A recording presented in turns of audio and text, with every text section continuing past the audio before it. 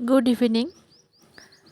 আজকে একটা সুন্দর স্ন্যাক্স তোমাদের সঙ্গে শেয়ার করি। এখানে দেখো রুই মাছের পেটি একটা লেজা আমি সেদ্ধ করে নিচ্ছি। এর মধ্যে আমি দিয়েছি লবণ আর লেবু, আর কিছুই নয়।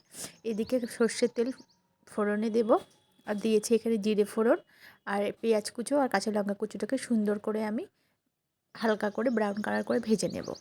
তারপরে এখানে দিলাম আমি আদা গুঁড়ো আর রসুন গুঁড়ো। আমার কাছে আজকে আদা রসুন বাটারটা অ্যাভেলেবেল নেই, এর গুঁড়োগুলো ছিল সেইগুলোই দিলাম। এগুলো আমি বাড়িতে করেছি, এরপরে যখন করব তোমাদের সঙ্গে অবশ্যই শেয়ার করব।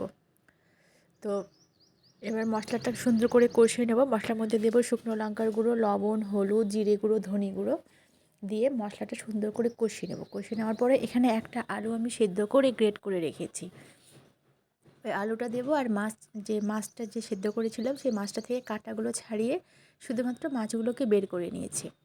মাছগুলো আছে, এই যে এটা আমার অনেকক্ষণ হয়ে গেল তো মাছটা একটু চেপে গেছে। যাই হোক আমি হাত দিয়ে ছাড়িয়ে দিয়ে দিচ্ছি।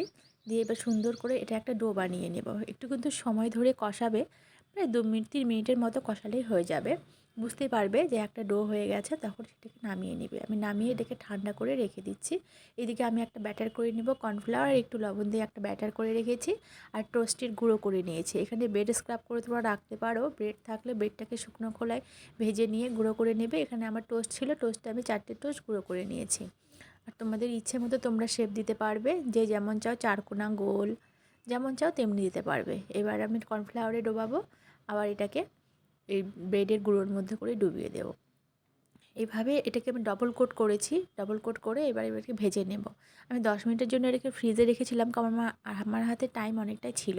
সঙ্গে সঙ্গে ভেজে নিলেও কোনো কিছু হয় না। তো যাই হোক, এবার আমি ডিপ ফ্রাই করে নেব এটাকে একটু হালকা আছে। এই যে আমার রেডি মাছের কাকলেট বলতে পারো, চপ বলতে পারো। তোমাদের মাছ যদি বাড়িতে বাড়তি থাকে, তোমরা এইভাবে মাছের কাকলেট তৈরি করে নিয়ে এনজয় করো। টাটা।